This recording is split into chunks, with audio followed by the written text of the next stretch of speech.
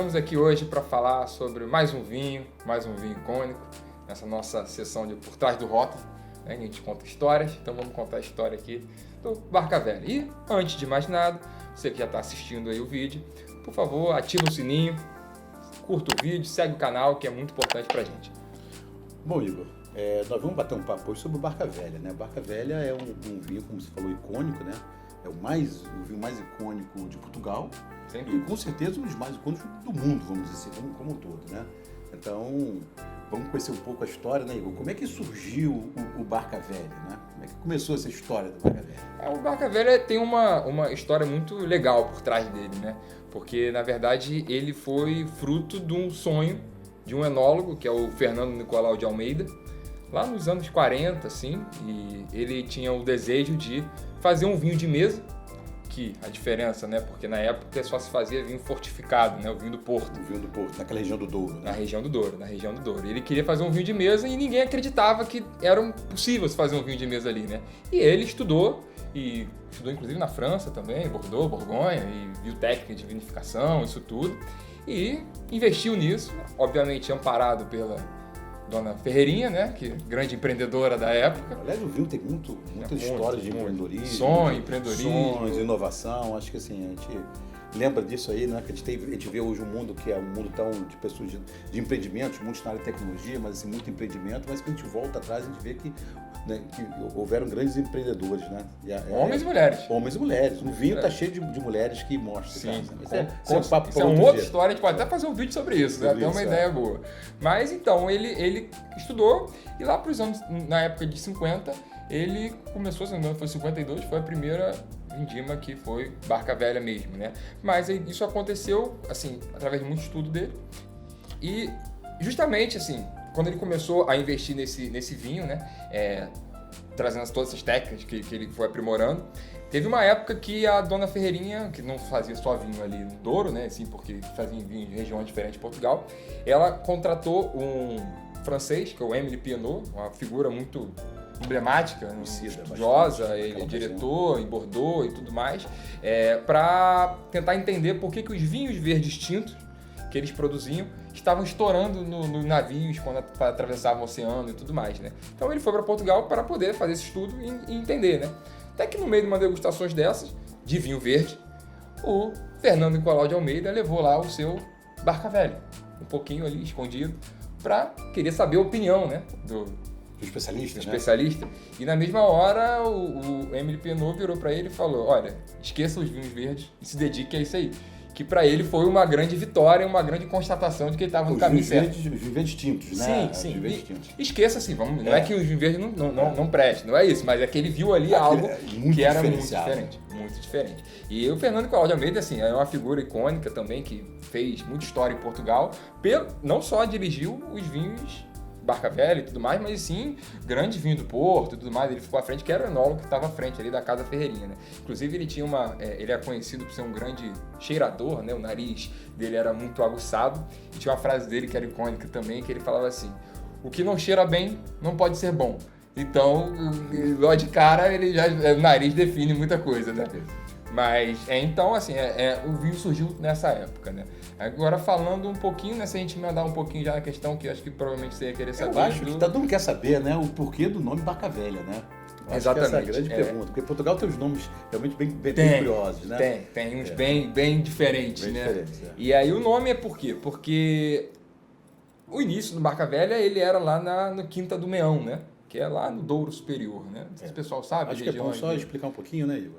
Pode falar, do que eu estou falando. O Douro, ele é basicamente dividido em 3 regiões, né? O Baixo Corgo, o Cima Corgo e o Douro Superior, que já fica lá mais, fica na fronteira já aí próximo da Espanha, né? Então são essas 3 regiões que são regiões produtoras ali na região do Douro, né? E o Quinta do Vale do Meão ficava lá na parte de cima, né?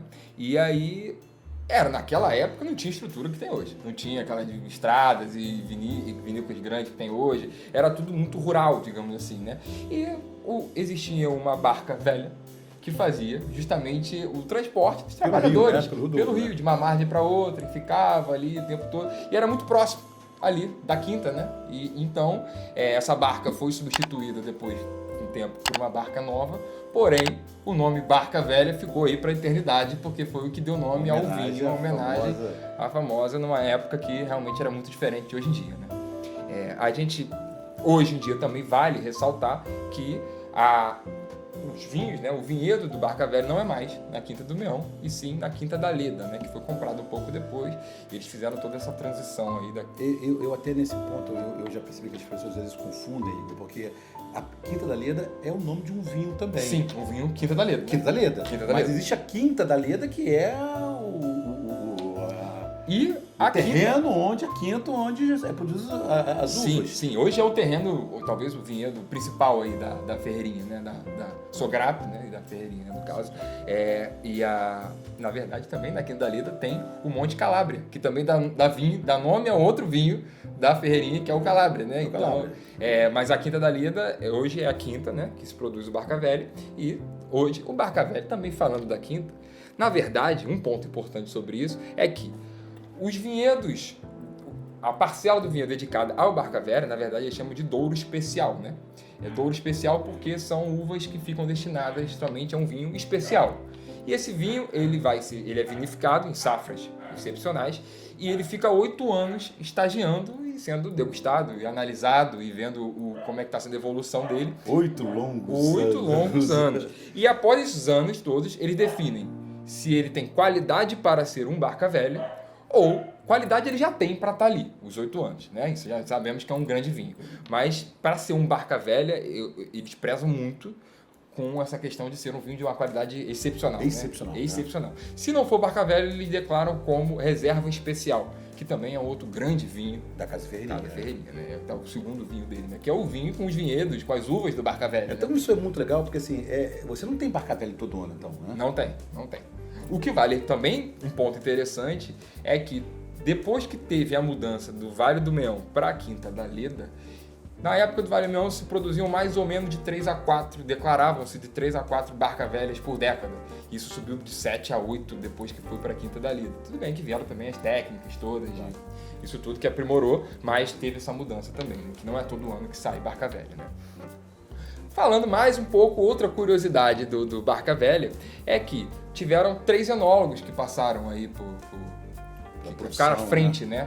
Foi o Fernando Nicolau de Almeida, o José Soares Franco e o Luiz Sotomayor, que é quem está à frente hoje em dia, né? E existe um segredo do método da produção que não é revelado, né? Ele é um segredo dali que, inclusive, eles falam que nem os diretores perguntam como é feito de fato ali, porque isso é um segredo passado de enólogo para enólogo e fica ali uma tradição, né? Muita história, né? As uvas já não são tão segredo assim. É isso que eu ia perguntar agora, porque assim, a gente sabe que em Portugal as uvas, assim, especialmente nessas regiões, não são uvas, apesar de ter as uvas europeias, as uvas mais conhecidas, mas Portugal tem muitas uvas que são, né, uvas autóctones, né?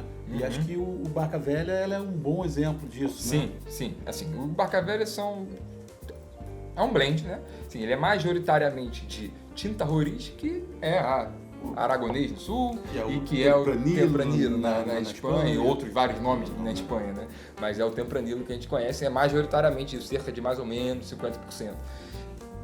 Mais uns 40% dividido entre Touriga Franca e Touriga Nacional. E os 10% final, assim, não significa que é 40, 50 e 10, não. É mais ou menos ali. E esse 10% final fica em tinta cão, tinta amarela e tinta barroca. Então a proporção é mais ou menos essa, mas é sempre podendo variar para mais e para menos dependendo da safra, enfim, isso tudo. Então essa que é a divisão do... Mas Igor, assim, você acabou de dizer assim, que esse vinho não é todo ano que a gente tem, né, que a gente é declarado Barca Velha. Então, quantas safras já tiveram hoje, né? Hoje a última safra declarada foi a de 2011, que foi um ano ímpar em Portugal como um todo, e o Douro seguiu aí o restante do país também, foi um ano excepcional lá. Então, com a de 2011 são 20 safras, foi 20 safras de Barca Velha desde 52 até 2011, tiveram 20 safras. Então você vê que é um vinho que não sai qualquer hora. Daí não sai qualquer hora. E o preço deles também sim.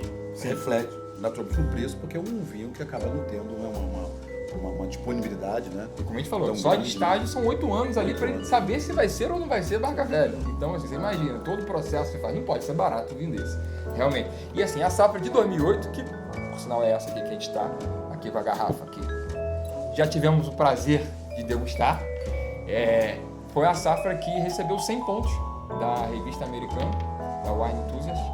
E assim, ela, na verdade, também é bom ressaltar que foi o primeiro vinho não fortificado de Portugal a receber uma pontuação de 100. Na verdade, no mundo são raríssimos os vinhos que conseguem ter uma pontuação. São raríssimos. Então, assim, isso aí para vocês assim, é um pouco aí da história. Teria muito mais. Tem um livro chamado Barca Velha, a história de um ícone, de um vinho, a história de um vinho. Ele está disponível na Amazon, quem quiser comprar vale super a pena. Em português de Portugal, mas assim, mistura um pouco de história com contos um pouco ali da época. Então, assim, é muito interessante, é uma história muito, muito legal para quem quiser conhecer. E fica aí para vocês, aí, quem tiver mais alguma dúvida sobre esse vinho e quem quiser chamar a gente para tomar um Barca Velha, também pode chamar, né? A gente fica na expectativa de quem sabe um dia poder, né, ter a oportunidade de ver um outro... E de ir lá também, né? Em Portugal, né? E depois acho que no próximo vídeo a gente pode falar um pouquinho, né, sobre a região do Douro, que é uma região lindíssima. Sim, com certeza. Além disso, tem excelentes vinhos, muitos vinhos até muito baratos, porque a gente consegue encontrar vinhos excelentes, muito baratos, né? Não tão conhecidos, mas excelentes. E uma região lindíssima. Então fica aí, pessoal, mais aquele lembrete final para vocês. Baixe nosso aplicativo, é de graça, está lá disponível tanto para Android quanto para iOS. Você pode conferir diversas informações, tudo sobre vinho em um só lugar. Então, para vocês, curta o vídeo, segue a gente.